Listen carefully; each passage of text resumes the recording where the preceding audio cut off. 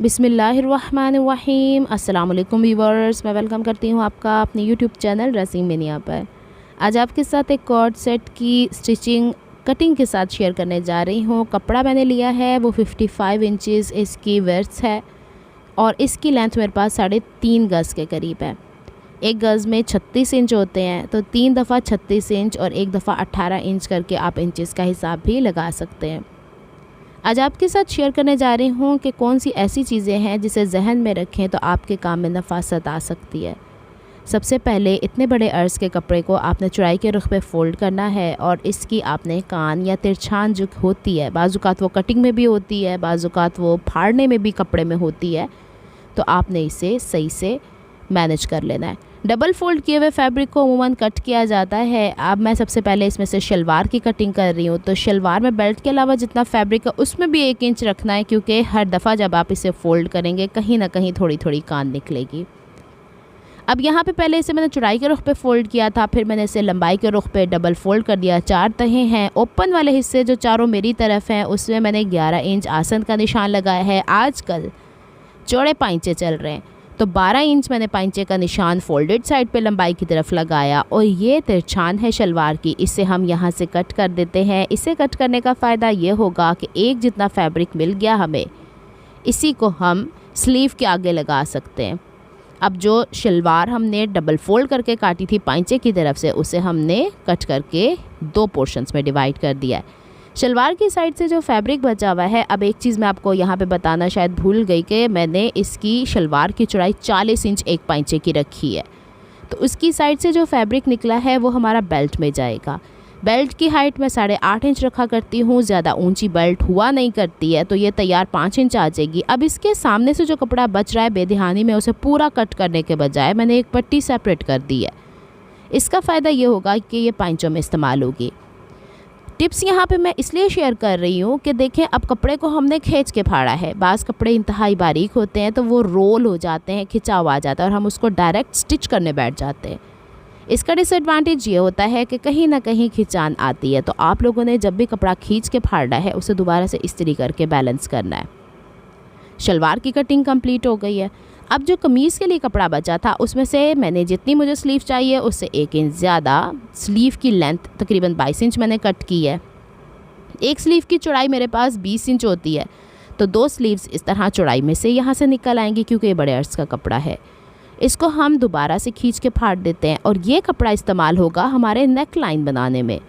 अब यहाँ पे जो हमारे पास फैब्रिक है 2 स्लीव्स का, इसको बैलेंस करना है। इसमें दोबारा से कान है, ये मैं आपको बता चुकी हूँ कि इस तरह के कपड़ों में जो जितने बारीक होते हैं उतनी इसमें कान निकलती चली आती है।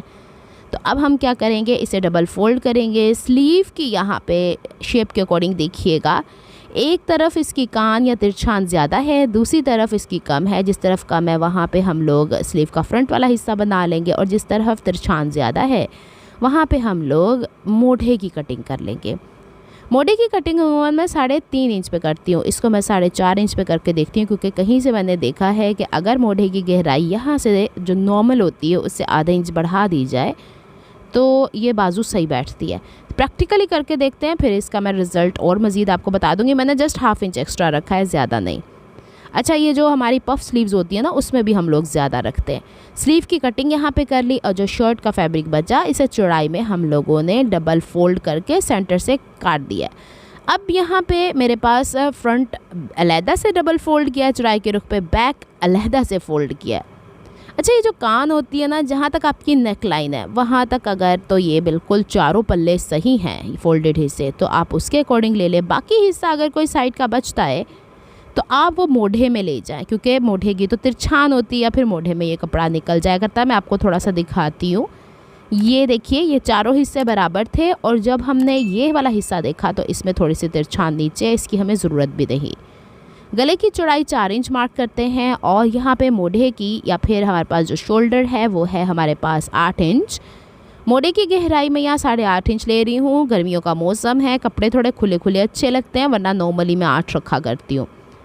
इसके बाद हम लोगों ने इसे बॉक्स बना लेना है। अक्सर बहनें मुझसे मेजरमेंट्स का भी पूछती हैं। देखिए, हर बंदे का पहनने का तरीका डिफरेंट होता है। फिटिंग कोई लूज़ पहनता है, कोई टाइट, तो अपने बॉडी के अकॉर्डिंग आप जा सकते हो। अब यहाँ पे जो हम लोगों ने चेस्ट फिटिंग लगाई थी वो मैंने 10.5 इंच लगाई है, और यहाँ पे जो गहराई लगाते हैं हम शोल्डर की वो आप 1.25 इंच भी रख सकते हैं, 1/2 इंच। मैं अमूमन 1/2 इंच रखा करती हूँ, ज़्यादा गहरी मैं नहीं पहनती। अब जो हमारे पास मोढ़ा है इसका हम लोगों ने सेंटर पूरे 8.5 इंच का ले लिया, आधा इंच अंदर की तरफ लेके हम फ्रंट आर्म होल की ड्राफ्टिंग ऐसे भी कर सकते हैं।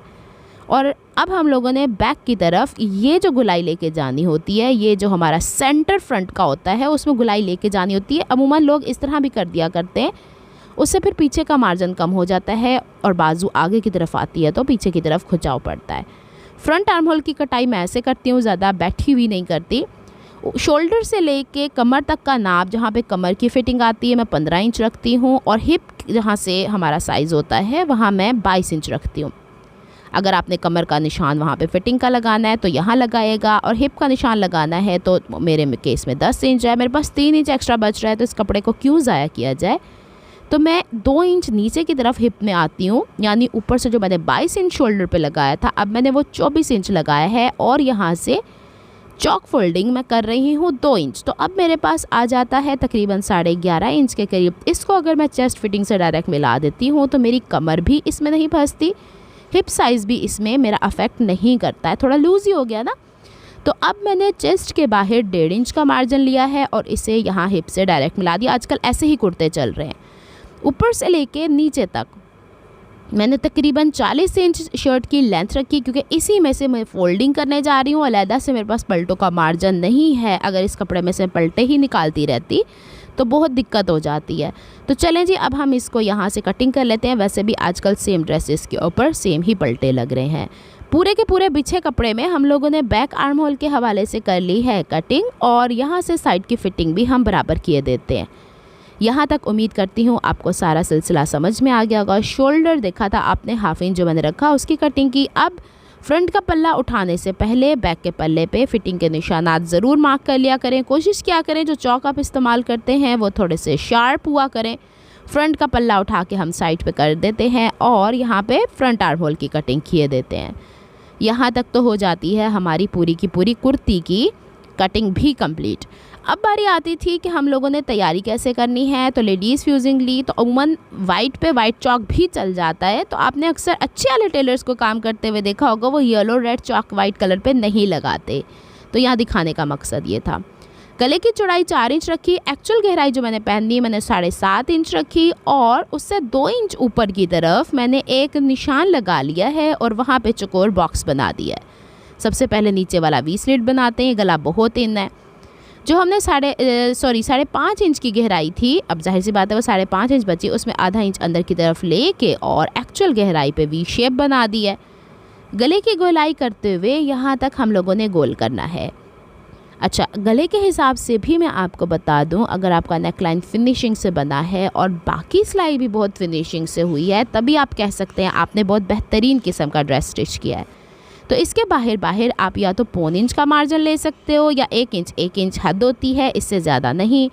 वी शेप में भी आपने बाहर की तरफ 1.25 इंच का, एक बस ध्यान रखना है कि अगर आपने 1.25 इंच का मार्जिन रखे हैं तो 1.25 इंच का रखिएगा। अगर आप लोगों ने 1 इंच का मार्जिन रखा है तो आप 1 इंच का मार्जिन रखिएगा।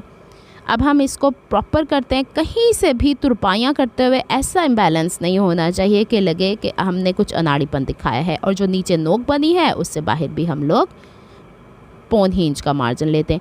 यहाँ पे मैं हीट रेजिस्टेंट पेन इस्तेमाल करती हूँ, तो मैंने आपको मिटा के दिखा दिया है। अब सबसे पहले हम लोगों ने इसे बाहर की कटिंग करनी है।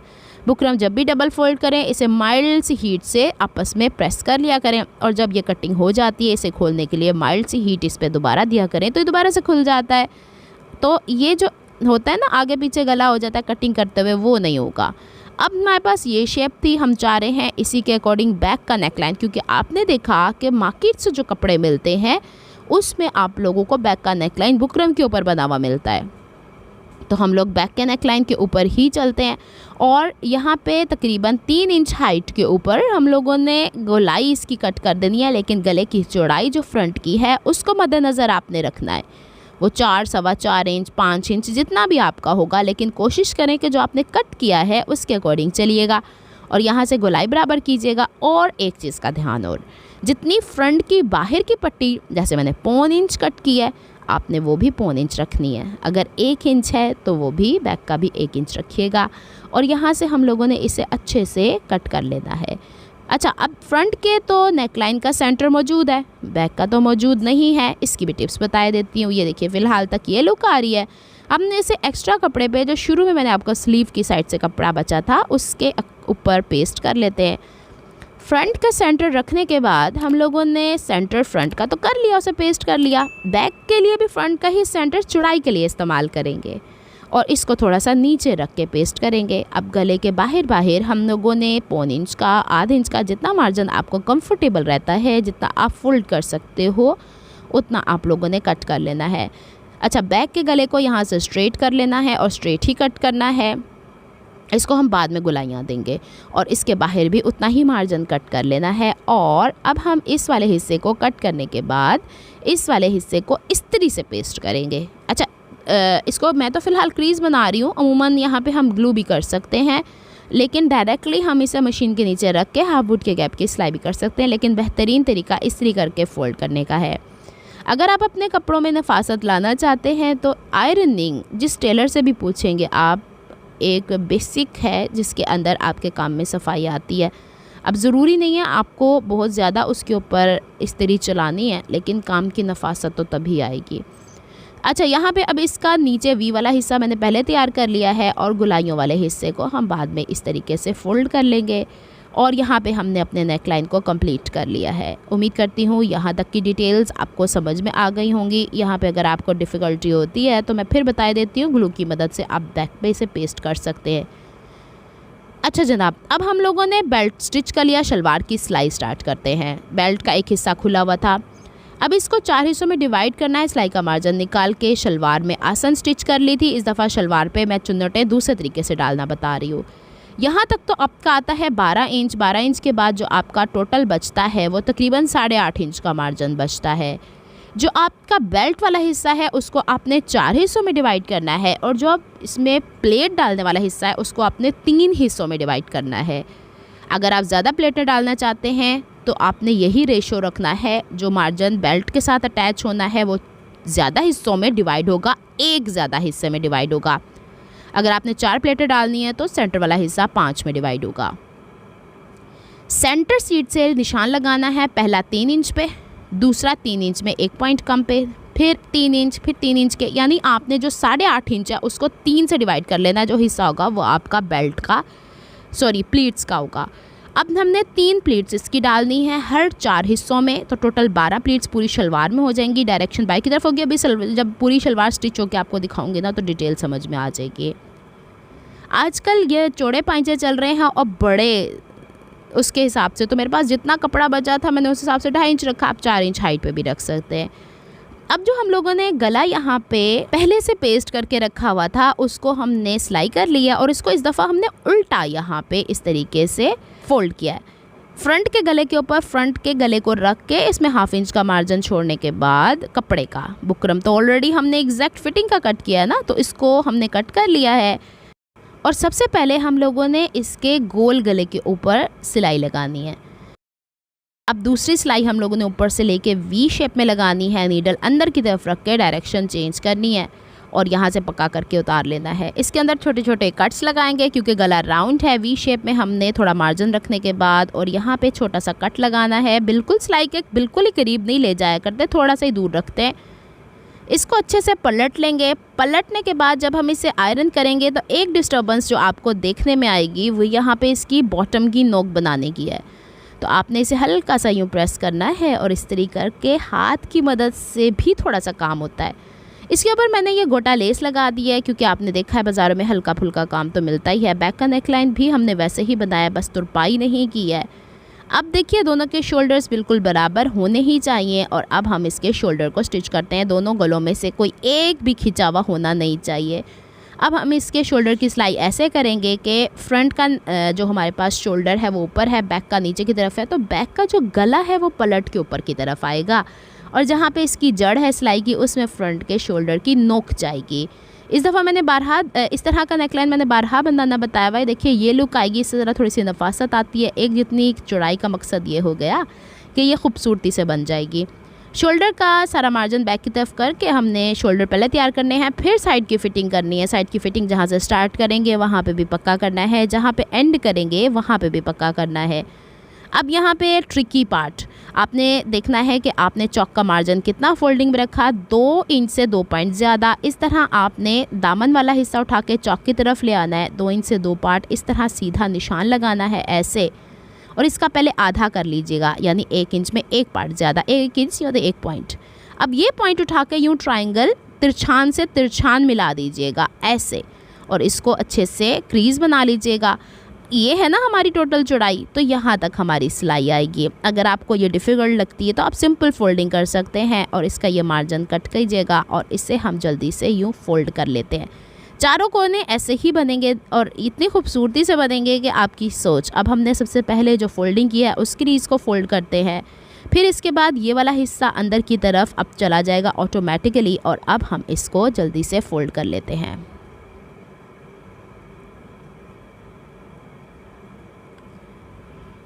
ये काम थोड़ा सा ऐसा है कि आप जल्दी में भी देख के सीख सकते हैं, मैंने इसलिए थोड़ा सा इसे फॉरवर्ड कर दिया है। अब देखिए ये आराम से मुड़ गया है। इसके अंदर मैंने फ़िलहाल डबल साइड टेप लगाई थी। चौक के ऊपर आपने चौक से लेके दामन तक को पहले स्ट्रेट करना है, फिर इसकी डबल फोल्डिंग करनी है। बस ये इसके अंदर एक की है जिसको आपको समझना है, और आपके चौक दामन इंतहाई खूबसूरती के साथ यहाँ पे फोल्ड हो जाने वाले हैं। अच्छा जी, अब हमने दूसरी तरफ भी चौक को ऐसे ही फोल्ड करना है। दोबारा से दिखाने का मकसद ये है कि अगर कहीं पे फॉरवर्ड हो गया है, फास्ट ज़्यादा हो गया है, तो आप लोग इसे यहाँ से समझ लो। देखिए जनाब, इसको हमने फ़ोल्ड कर लिया। आखिर में देखिएगा कि चौक दामन कहीं से बड़े कहीं से छोटे नहीं हैं, और आप यहाँ पे मेजरमेंट्स भी कर सकते हैं 1 इंच में 1 पॉइंट ज़्यादा के हिसाब से, जितना आपने चौक फोल्डिंग रखनी है उस हिसाब से। अब मैंने 1.25 इंच चौड़ी बुकरम की पट्टी ली थी, उसको मैंने एक्स्ट्रा फैब्रिक पे पेस्ट किया। उसके एक साइड के ऊपर ये गोटा पट्टी मैंने इस तरीके से लगाई, क्योंकि नेकलाइन पे लगाई है और स्लीव पे ना लगाएं तो थोड़ा डिज़ाइन अधूरा लगता है। तो यहाँ पे मैंने UHU की मदद से इसे पहले पेस्ट किया। इसे हम अभी सिक्योर करेंगे। अच्छा, गले पे आपने देखा मैंने वो पट्टी लगाई है, उसे मैंने छोटे छोटे टांकों की सूरत में सुई धागे की मदद से स्टिच करना है। मशीन नहीं चलाऊँगी, मुझे लगता है मशीन वहाँ पर चलाई जाती है तो वहाँ पर गुलाई के ऊपर बहुत ज़्यादा खिंचाव सा आ जाता है। अब स्लीव उल्टी रखी, इसके ऊपर हमने स्ट्रेट लाइन ड्रॉ की है जिस पे हमें काम करना है। गोटे का सीधा हिस्सा ऊपर रखा और इस वाले हिस्से को फोल्ड करके, पहले मैं दूसरे तरीके से लगाना चाह रही थी, फिर मैंने कहा पलटे की सूरत में लगा लिया जाए, तो इसका सिलाई का मार्जिन भी हमने बैक की तरफ फोल्ड कर दिया है और एक पलटे की सूरत में हम लोगों ने इसे इस तरीके से लगाना है। फिर इसे पलट के फ्रंट की तरफ ले आना है। लीजिए जनाब, हमारा ड्रेस हो गया है कंप्लीट। अभी मैं आपको कंप्लीट लुक दिखाती हूँ, फिर आपको समझ में आ जाएगा कि शलवार के ऊपर हमने इस दफ़ा कैसे बेल्ट को डिफरेंट तरीके से प्लीट्स की सूरत देके अटैच किया है। यह है कंप्लीट लुक। डिसेंट सा घर में पहनने के लिए एक कैजुअल सा ड्रेस आप बना सकते हैं। पांचा देखिए हम लोगों ने 12.5 इंच रखा है, और यहाँ पे प्लीट्स बनाने का था कि ये देखें, ये 4 हिस्सों में डिवाइड किया था। इसका मतलब कि आसन के पास और बाहर बिल्कुल कॉर्नर की तरफ हमारी प्लीट ना आए, प्लीट्स हमारी अंदर ही अंदर रहें। तो आपने जिस हिस्से में प्लीट डालनी है वो प्लीट वाले हिस्से से 1 नंबर ज़्यादा रखिएगा। ऊपर मैंने इलास्टिक लगा दिया, चारों तरफ आपने ऐसी प्लीट्स दी हैं। प्लीट्स की डायरेक्शन बाहर की तरफ है। ये पांचे आजकल इन है तो मैंने भी बना दिए हैं, तो आप लोग भी इसे गर्मियों के ड्रेसेस पे बना सकते हैं। आजकल तो फॉर्मल ड्रेसेस पे भी ये चल रहे हैं। और इसमें शलवार की लेंथ आपकी नॉर्मल लेंथ से 1 इंच ज़्यादा होती है। ये मैंने ऑलरेडी इस पर पेस्ट किया है, बाद में हम इसे सुई धागे की मदद से सिक्योर कर लेंगे। गला आपने देख लिया कैसे बना है। स्लीव में आपको दिखा देती हूँ कि हम लोगों ने इस तरीके से तैयार किए हैं। यहाँ पे भी इसकी फिनिशिंग का मैंने ध्यान रखा है।